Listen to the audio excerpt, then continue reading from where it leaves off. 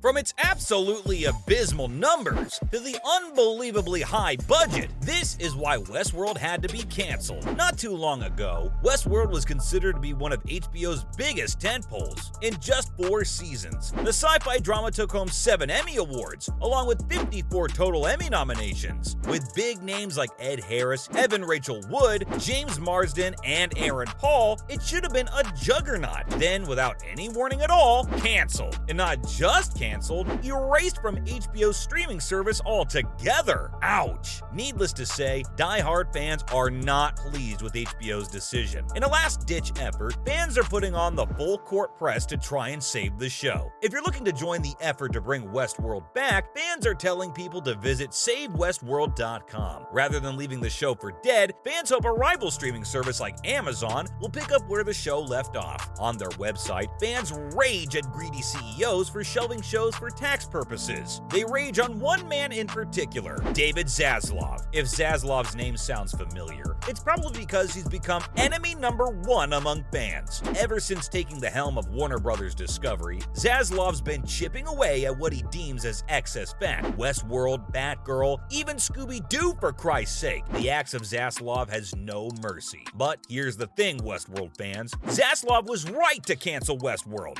Wow, not in a million years would we willingly give Zaslav credit. But when it comes to Westworld, the despicable man had the right idea, even though they don't mean everything. In the case of Westworld, you don't need to look any further than the show's abysmal numbers. You know the classic cartoon sound of a missile dropping from the sky? When you look at Westworld's season-by-season numbers, you hear that sound. Rotten Tomatoes scored Westworld Season 1 at an 87% critic approval score, while Season 2 fell to 85%. While that isn't much of a difference, audience scores varied more greatly. Audiences gave a 93% positive for Season 1 and 76% for Season 2. Westworld Season 3's Rotten Tomato critic score plummeted to 73%, and its audience score also fell to a meager 62%. Season 4's 76 critic approval score suggested the show improved. However, scoring at just 54% among audiences proves that the show has lost many who once loved it. Reviews aside, as they are innately subjective, viewership totals cannot be argued. During the Season 1 finale, Westworld drew a little more than 2.2 million households. Very respectable. But by the time Season 4's finale rolled around, only 312,000 people tuned in. For all the mathematicians out there, that's an 85% dip in viewership. For one of HBO's flagship programs, that's humiliatingly bad. It begs the question, what the hell happened? Well, many fans stopped watching for one reason. Westworld overdosed on twists. The series kept trying to outdo Season 1's timeline tomfoolery, with ever crazier results. It turned out that some characters were in new bodies, and some people were in a separate timeline. And the real fake reality also contained a digital virtual reality that looked entirely real. To be honest, it's difficult to clearly summarize all the ridiculous twists. Season 1's best running gag was how often the host died and came back to life, with the life cycle of a Messiah or Super Mario. But then Westworld lost its sense of humor and kept bungling major exits. Look at this.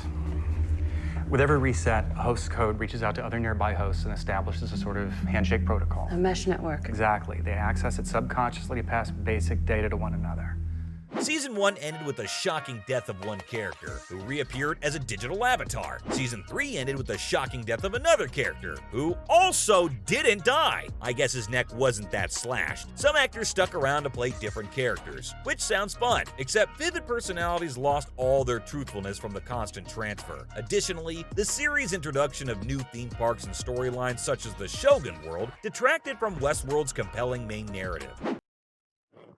それは頼き大和様の馬悪党めが奴の袖絡み and formed too many plot threads to keep viewers engaged. Following Season 1, it feels like the show's creators ran out of ideas, and many fans, especially on Reddit, point to another critical mistake Westworld made. Besides the show's mind-boggling amount of twists, the most glaring error was leaving the Westworld amusement park. According to mainstream opinion, it was the park that gave the show its unique flavor. Once the show departed from the park, Westworld lost its identity, and a chance for any real philosophical substance. Inside outside the park, Westworld had the ideal landscape to explore its profound and topical narrative. With the tension between humans and hosts, the show questioned free will and the nature of sentience. And in the human exploitation of hosts, it explored our deepest, darkest impulses. Inside Westworld Park, the show also made commentary on the nature of entertainment. We as viewers became just as implicated as the guests of the park. All of us tuned in for the guns, the and the gore. Outside the park, with the hosts answering to no one, those thoughtful layers were lost. Westworld became just another science fiction show with a bloated budget, all flashy tech and hollow substance. For the first 2 seasons, Westworld declined to pull back the curtain on the human world beyond the park's shores. Anything we knew of the outside world came through Delos Incorporated, Westworld's parent company. Through Delos, we imagined something of a capitalist dystopia. Then in season 3, Westworld peeled back the layers of mystery. The writers showed the real world as a technocratic plutocracy, where the ultra-wealthy control the world through algorithms, and the rest of humanity toils for meager earnings in lofty glass towers. Yet, at the end of the day, this real world is inconsequential. Instead of advancing the show's themes or adding to the depth of the characters, the outside world doesn't add too much. It's flashy and fun, but it comes at a great cost. And speaking of cost, how much money do you think HBO spent on season 4 of Westworld? For just 8 episodes, the show's budget exceeded $160 million. In contrast, HBO just delivered House of the Dragon for $125 million.